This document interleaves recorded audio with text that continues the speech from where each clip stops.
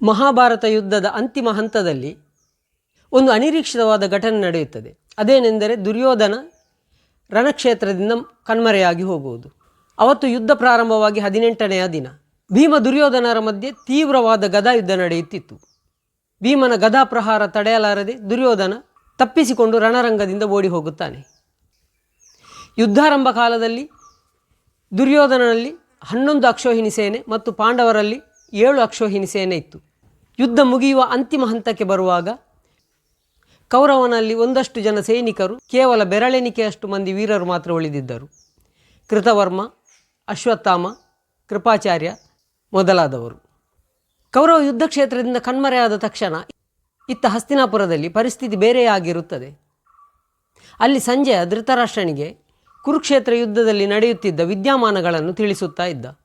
ಈ ಸಂಜಯನಿಗೆ ವೇದವ್ಯಾಸರು ಒಂದು ದಿವ್ಯ ದೃಷ್ಟಿಯನ್ನು ಕರುಣಿಸಿದ್ದರು.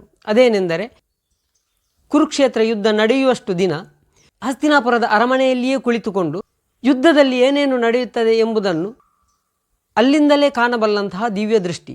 ಇದು ಯಾಕೆಂದರೆ ಧೃತರಾಷ್ಟ್ರನಿಗೆ ಕಣ್ಣು ಕಾಣುತ್ತಾ ಇರಲಿಲ್ಲ. ಅವನು ಯುದ್ಧದಲ್ಲಿ ಪಾಲ್ಗೊಳ್ಳುವ ಹಾಗೂ ಕೂಡ ಇರಲಿಲ್ಲ, ಹಾಗೂ ಯುದ್ಧವನ್ನು ನೋಡುವ ಹಾಗೂ ಕೂಡ ಇರಲಿಲ್ಲ. ಅದಕ್ಕಾಗಿ ಸಂಜಯನ ಈ ದಿವ್ಯ ದೃಷ್ಟಿಯ ಮೂಲಕವಾಗಿ ಯುದ್ಧವನ್ನು ಕಣ್ಣಾರೆ ಕಂಡು ಧೃತರಾಷ್ಟ್ರನಿಗೆ ವಿದ್ಯಮಾನಗಳನ್ನು ತಿಳಿಸುವುದು. ಇದ್ದಕ್ಕಿದ್ದಂತೆ ದುರ್ಯೋಧನ ಕುರುಕ್ಷೇತ್ರದಿಂದ ಕಣ್ಮರೆಯಾದ ತಕ್ಷಣ ಧೃತರಾಷ್ಟ್ರ ವಿಚಲಿತಗೊಳ್ಳುತ್ತಾನೆ. ಸಂಜಯನನ್ನು ಪದೇ ಪದೇ ಕೇಳುತ್ತಾನೆ, ಸಂಜಯ, ನನ್ನ ಮಗ ದುರ್ಯೋಧನ ಎಲ್ಲಿ ಹೋದ, ಅವನ ಪರಿಸ್ಥಿತಿ ಏನಾಗಿದೆ ಎಂದು. ಆದರೆ ದಿವ್ಯ ದೃಷ್ಟಿಗೂ ಕೂಡ ಒಂದು ಪರಿಮಿತಿ ಇತ್ತು.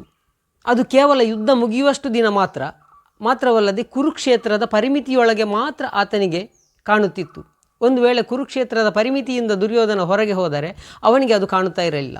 ಇಲ್ಲಿ ಹಾಗೆಯೇ ಆಯಿತು. ದುರ್ಯೋಧನ ಕುರುಕ್ಷೇತ್ರದಿಂದ ಹೊರಗೆ ಹೋದ ತಕ್ಷಣ ಕುರುಕ್ಷೇತ್ರದ ವಿದ್ಯಮಾನಗಳನ್ನು ತಿಳಿಸುವುದನ್ನು ತಕ್ಷಣ ಸಂಜಯ ನಿಲ್ಲಿಸುತ್ತಾನೆ.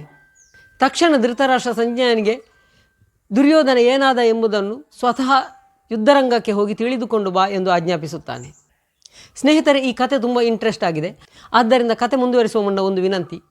ಕತೆ ಇಷ್ಟವಾದರೆ ದಯವಿಟ್ಟು ವಿಡಿಯೋಗೆ ಒಂದು ಲೈಕ್ ಕೊಟ್ಟು ಚಾನೆಲನ್ನು ಸಬ್ಸ್ಕ್ರೈಬ್ ಮಾಡಿ ನನ್ನನ್ನು ಪ್ರೋತ್ಸಾಹಿಸಿ. ಇತ್ತ ಭೀಮ ಕೂಡ ದುರ್ಯೋಧನನ್ನು ಹುಡುಕಿ ಸುಸ್ತಾಗಿ ಕೊನೆಗೆ ಶಿಬಿರಕ್ಕೆ ತೆರಳುತ್ತಾನೆ. ದುರ್ಯೋಧನನ್ನು ಹುಡುಕಿಕೊಂಡು ಬಂದ ಸಂಜಯನಿಗೆ ದುರ್ಯೋಧನ ಕುರುಕ್ಷೇತ್ರದಿಂದ ಸ್ವಲ್ಪ ದೂರದಲ್ಲಿ ಗದೆಯನ್ನು ಹೆಗಲಿಗೆ ಏರಿಸಿಕೊಂಡು ಹೆಣಗಳ ಮಧ್ಯೆ ದಾಪುಗಾಲು ಹಾಕುತ್ತಾ ನಡೆಯುತ್ತಿರುವುದು ಕಾಣಿಸುತ್ತದೆ. ದುರ್ಯೋಧನನ ಈ ಪರಿಸ್ಥಿತಿಯನ್ನು ಕಂಡು ಸಂಜಯನಿಗೆ ಕೂಡ ಮರುಕ ಹುಟ್ಟುತ್ತದೆ. ಈ ಸಂಜಯ ನಿಜವಾಗಿ ಧೃತರಾಷ್ಟ್ರನ ಸಾರಥಿ ಹಾಗೂ ಹಸ್ತಿನಾಪುರದ ಸಲಹೆಗಾರ. ಯುದ್ಧ ಮಾಡದೇ ಇರುವಂತೆ ಆತನೂ ಕೂಡ ಹಲವು ಬಾರಿ ದುರ್ಯೋಧನನನ್ನು ವಿನಂತಿಸಿದ್ದ. ಈಗ ದುರ್ಯೋಧನನ ಈ ಪರಿಸ್ಥಿತಿಯನ್ನು ಕಂಡು ಮರುಕಪಟ್ಟು ದುರ್ಯೋಧನನನ್ನು ಕೇಳುತ್ತಾನೆ, ಪ್ರಭು, ಯುದ್ಧರಂಗವನ್ನು ಬಿಟ್ಟು ಎಲ್ಲಿಗೆ ತೆರಳುತ್ತಾ ಇದ್ದೀರಿ?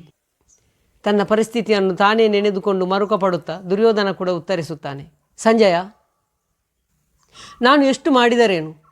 ಜಯಸಿರಿಯು ನಮ್ಮನ್ನು ಬಿಟ್ಟು ಪಾಂಡವರ ಪಕ್ಷದತ್ತ ಒಲಿಯುತ್ತಾ ಇದ್ದಾಳೆ. ಆದರೆ ನಾನು ಸೋಲೊಪ್ಪಿಕೊಳ್ಳುತ್ತಿಲ್ಲ. ಇದೊಂದು ದಿನ ಕಳೆದರೆ ಸಾಕು. ನಾಳೆಯ ದಿನ ತೀರ್ಥಕ್ಷೇತ್ರಕ್ಕೆ ಹೋಗಿರುವ ಬಲರಾಮರು ನನ್ನ ಪಕ್ಷಕ್ಕೆ ಖಂಡಿತ ಬರುತ್ತಾರೆ. ಆ ತನಕ ನಾನು ನನ್ನ ಜೀವ ಉಳಿಸಿಕೊಂಡರೆ ಸಾಕು. ನನ್ನನ್ನು ಸೇರಿಕೊಂಡ ತಕ್ಷಣ ಬಲರಾಮರು ಪಾಂಡವರನ್ನು ಸೋಲಿಸಿ ನನಗೆ ಜಯಸಿರಿಯನ್ನು ಒದಗಿಸಿಕೊಡುತ್ತಾರೆ. ಆದ್ದರಿಂದ ಇವತ್ತು ನಾನು ಪಾಂಡವರಿಂದ ತಪ್ಪಿಸಿಕೊಂಡು ದ್ವೈಪಾಯನ ಸರೋವರದತ್ತ ನಡೆಯುತ್ತೇನೆ. ಅಲ್ಲಿ ನನಗೆ ಸಿದ್ಧಿಸಿದ ಜಲಸ್ತಂಭನ ವಿದ್ಯೆಯ ಮೂಲಕ ನೀರಿನೊಳಗೆ ಅಡಗಿ ಕುಳಿತುಕೊಳ್ಳುತ್ತೇನೆ. ದಯವಿಟ್ಟು ನಾನು ಸೋತೇನೆಂದು ಹೇಳಬೇಡ. ನೀನು ಇಲ್ಲಿಂದ ನೇರವಾಗಿ ಹಸ್ತಿನಾಪುರಕ್ಕೆ ಹೋಗಿ ನನ್ನ ತಂದೆಯವರನ್ನು ಸಮಾಧಾನಿಸು. ನಾಳೆಯ ದಿನ ವಿಜಯೋತ್ಸವಕ್ಕೆ ಸಕಲ ಸಿದ್ಧತೆಯನ್ನು ಮಾಡಿಕೊಳ್ಳಿ. ನಿಮ್ಮ ದುರ್ಯೋಧನ ಖಂಡಿತ ವಿಜಯಶಾಲಿಯಾಗಿ ಹಸ್ತಿನಾಪುರಕ್ಕೆ ಮರಳುತ್ತಾನೆ ಎಂದು ಹೇಳಿ ದ್ವೈಪಾಯನ ಸರೋವರದತ್ತ ನಡೆಯುತ್ತಾನೆ. ಇತ್ತ ಭೀಮ ಕೂಡ ದುರ್ಯೋಧನನನ್ನು ಕಾಣದೆ ಹತಾಶಗೊಂಡು ತನ್ನ ಶಿಬಿರಕ್ಕೆ ತೆರಳುತ್ತಾನೆ. ಆದರೆ ಭೀಮನ ಗೂಢಚಾರರು ದುರ್ಯೋಧನ ಸರೋವರದ ಒಳಕ್ಕೆ ಇಳಿದು ಅಡಗಿ ಕುಳಿತುಕೊಳ್ಳುವುದನ್ನು ಕಂಡಿರುತ್ತಾರೆ. ಅವರು ನೇರವಾಗಿ ಭೀಮನಿಗೆ ಬಂದು ವಿಷಯ ತಿಳಿಸುತ್ತಾರೆ.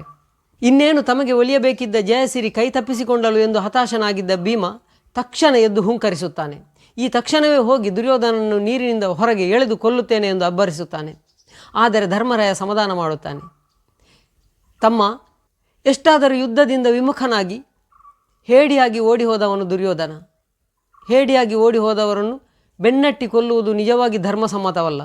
ನನಗೆ ಈ ಬಗ್ಗೆ ಏಕೋ ಒಂದು ಧರ್ಮ ಜಿಜ್ಞಾಸೆ ಮೂಡುತ್ತಿದೆ. ಆದ್ದರಿಂದ ಏಕಾಏಕಿಯಾಗಿ ನಾವು ನಿರ್ಧಾರ ಕೈಗೊಳ್ಳುವುದಕ್ಕಿಂತ ಮೊದಲು ಶ್ರೀಕೃಷ್ಣನನ್ನು ಹೋಗಿ ಭೇಟಿಯಾಗಿ ಮುಂದಿನ ದಾರಿ ಏನೆಂದು ಆತನಲ್ಲಿಯೇ ಕೇಳಿಕೊಳ್ಳೋಣ. ಸರಿ ಎನ್ನುತ್ತಾ ಇಬ್ಬರೂ ಕೂಡ ಶ್ರೀಕೃಷ್ಣನನ್ನು ಭೇಟಿಯಾಗಲು ಹೊರಡುತ್ತಾರೆ. ಅಲ್ಲಿ ನಡೆದ ವಿದ್ಯಮಾನಗಳನ್ನೆಲ್ಲ ತಿಳಿಸುತ್ತಾರೆ. ಕೃಷ್ಣನು ನಸುನಗುತ್ತಾ ಹೇಳುತ್ತಾನೆ, ಅಯ್ಯ ಧರ್ಮಜ, ಕೂಲರನ್ನು ಮತಿಸಿ ಸುಶೀಲರನ್ನು ಪೊರೆಯುವುದೇ ನಿಮ್ಮಂಥ ನೃಪಾಲರ ಬಿರುದು. ಆದ್ದರಿಂದ ದುರ್ಯೋಧನನಂತಹ ಕೆಟ್ಟ ವ್ಯಕ್ತಿಯನ್ನು ಕೊಲ್ಲುವುದರಲ್ಲಿ ಯಾವುದೇ ತಪ್ಪಿಲ್ಲ. ಬಹುಶಃ ನಿಮಗೆ ಮರೆತಿರಬಹುದು, ಕಪಟ ದ್ಯೂತದ ಮೂಲಕ ನಿಮ್ಮನ್ನು ಸೋಲಿಸಿ ವನವಾಸಕ್ಕೆ ಅಟ್ಟಿದವನು ಕೂಡ ಈ ದುರ್ಯೋಧನನೇ ಅಲ್ಲವೇ? ಪವಿತ್ರವಾದ ಚಂದ್ರವಂಶದ ಸಿಂಹಾಸನದ ಎದುರು ಮನೆಗೆ ಬಂದ ಮಹಾಲಕ್ಷ್ಮಿಯಂತಹ ಸೊಸೆ ದ್ರೌಪದಿಯನ್ನು ವಸ್ತ್ರಾಪಹರಣ ಮಾಡಿದವರು ಕೂಡ ಈ ದುರ್ಯೋಧನನೇ ಅಲ್ಲವೇ? ಆದ್ದರಿಂದ ದುರ್ಯೋಧನನಂತಹ ಕೂಳನನ್ನು ವಧಿಸುವುದರಲ್ಲಿ ಯಾವುದೇ ತಪ್ಪಿಲ್ಲ. ಈಗಲೇ ಸರೋವರದತ್ತ ನಡೆಯಿರಿ.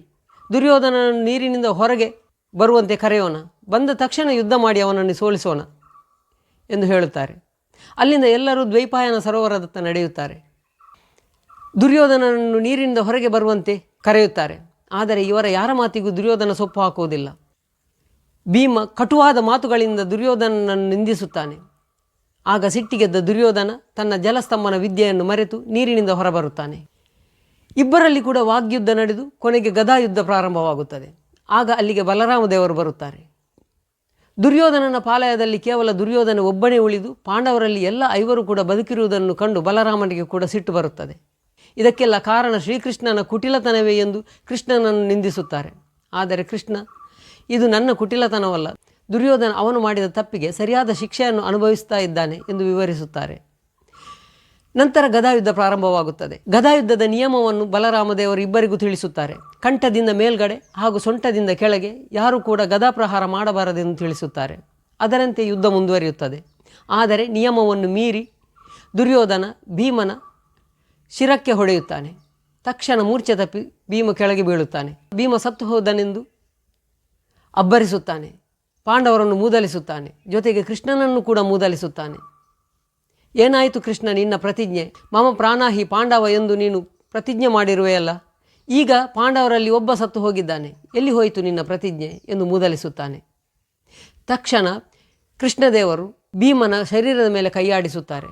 ನಿಶ್ಚೇಷ್ಟಿತನಾಗಿ ಬಿದ್ದಿದ್ದ ಭೀಮ ತಕ್ಷಣ ಎದ್ದು ನಿಲ್ಲುತ್ತಾನೆ. ಮತ್ತೆ ಗದಾಯುದ್ಧ ಪ್ರಾರಂಭವಾಗುತ್ತದೆ. ಆದರೆ ಈ ಸಾರಿ ಭೀಮ ದುರ್ಯೋಧನನ ತೊಡೆಗೆ ಬಲವಾಗಿ ಹೊಡೆಯುತ್ತಾನೆ. ಇದರಿಂದ ತೊಡೆ ಮುರಿದು ದುರ್ಯೋಧನ ಕೆಳಗೆ ಬೀಳುತ್ತಾನೆ. ಇದರಿಂದಾಗಿ ಬಲರಾಮದೇವರು ಸಿಟ್ಟಿಗೇಳುತ್ತಾರೆ. ಭೀಮ ನಿಯಮವನ್ನು ಮೀರಿ ದುರ್ಯೋಧನನ ತೊಡೆಯನ್ನು ಮುರಿದಿದ್ದಾನೆ, ಸೊಂಟದಿಂದ ಕೆಳಗೆ ಹೊಡೆಯಬಾರದು ಎಂದು ಗದಾಯುದ್ಧದ ನಿಯಮವಿದೆ ಎಂದು ಹೇಳುತ್ತಾರೆ. ಆಗ ಕೃಷ್ಣ ಮತ್ತೆ ಸಮಾಧಾನಿಸುತ್ತಾರೆ. ಮೊದಲು ನಿಯಮ ಮೀರಿದವನು ದುರ್ಯೋಧನ, ಕಂಠದಿಂದ ಮೇಲೆ ತಲೆಗೆ ಹೊಡೆದು ಭೀಮನನ್ನು ಮೂರ್ಛೆ ತಪ್ಪಿಸಿದವನು ಇದೇ ದುರ್ಯೋಧನನಲ್ಲವೇ? ಹಾಗೆ ಯಾಕೆ ನೀನು ಮಾತನಾಡಲಿಲ್ಲ? ಈಗ ಅದಕ್ಕೆ ಸರಿಯಾಗಿ ಭೀಮ ಸೊಂಟದಿಂದ ಕೆಳಗೆ ಹೊಡೆದಿದ್ದಾನೆ. ಅದೂ ಅಲ್ಲದೆ ಈ ದುರ್ಯೋಧನನಿಗೆ ಹಿಂದೆ ಒಂದು ಶಾಪವೂ ಇದೆ. ಹಿಂದೊಮ್ಮೆ ಮೈತ್ರೇಯರು ಹಸ್ತಿನಾಪುರದ ಆಸ್ಥಾನಕ್ಕೆ ಬರುವಾಗ ಅವರನ್ನು ನೋಡಿ ತೊಡೆ ತಟ್ಟಿ ನಕ್ಕ ದುರ್ಯೋಧನನಿಗೆ ಆ ಮೈತ್ರೇಯರು ಶಾಪವನ್ನು ಕೊಟ್ಟಿದ್ದಾರೆ. ಇದೇ ತೊಡೆಯನ್ನು ಮುರಿದುಕೊಂಡು ನೀನು ಸಾಯುತ್ಯ ಎಂದು ಶಾಪವನ್ನು ಕೊಟ್ಟಿದ್ದಾರೆ. ನಿಜವಾಗಿ ಆ ಶಾಪ ಈಗ ಫಲಿಸಿದೆ. ಮಾತ್ರವಲ್ಲ, ದ್ರೌಪದಿ ವಸ್ತ್ರಾಪಹರಣ ಸಂದರ್ಭದಲ್ಲಿ ತೊಡೆ ತಟ್ಟಿ ನಕ್ಕ ದುರ್ಯೋಧನ, ಬಾ ನನ್ನ ತೊಡೆಯಲ್ಲಿ ಕುಳಿತುಕೋ ಎಂದು ದ್ರೌಪದಿಗೆ ಅವಹೇಳನ ಮಾಡುತ್ತಾನೆ. ಆಗ ಭೀಮ, ನಿನ್ನ ತೊಡೆಯನ್ನು ಖಂಡಿತ ಮುರಿದು ನಿನ್ನನ್ನು ಸಾಯಿಸುತ್ತೇನೆ ಎಂದು ಶಪಥ ಮಾಡಿರುತ್ತಾನೆ. ಈಗ ಎಲ್ಲವೂ ಸುಖಾಂತ್ಯವಾಯಿತು. ಆದ್ದರಿಂದ ಇನ್ನು ಮಾತನಾಡಿ ಫಲವಿಲ್ಲ. ಹೇಗೂ ನೀನು ತೀರ್ಥಕ್ಷೇತ್ರಕ್ಕೆ ಹೋಗಿ ಬಂದವನು, ಇಲ್ಲಿಂದ ನೇರವಾಗಿ ನಿನ್ನ ಮನೆಗೆ ಹೋಗು, ಅತ್ತಿಗೆ ಅಲ್ಲಿ ಕಾಯುತ್ತಿದ್ದಾರೆ ಎಂದು ಬಲರಾಮನನ್ನು ಸಂತೈಸುತ್ತಾರೆ. ಇಲ್ಲಿಗೆ ಕುರುಕ್ಷೇತ್ರ ಯುದ್ಧ ಮುಗಿಯುತ್ತದೆ. ಪಾಂಡವರು ಜಯಶಾಲಿಯಾಗುತ್ತಾರೆ. ಸ್ನೇಹಿತರೆ, ಮತ್ತೊಮ್ಮೆ ವಿನಂತಿಸುತ್ತೇನೆ, ಈ ಕತೆ ನಿಮಗೆ ಇಷ್ಟವಾದರೆ ದಯವಿಟ್ಟು ಒಂದು ಲೈಕ್ ಕೊಡಿ. ಅದೇ ರೀತಿ ಚಾನಲನ್ನು ಸಬ್ಸ್ಕ್ರೈಬ್ ಮಾಡಿ ಪ್ರೋತ್ಸಾಹಿಸಿ. ಮುಂದಿನ ವಿಡಿಯೋದಲ್ಲಿ ಮತ್ತೆ ಭೇಟಿಯಾಗೋಣ.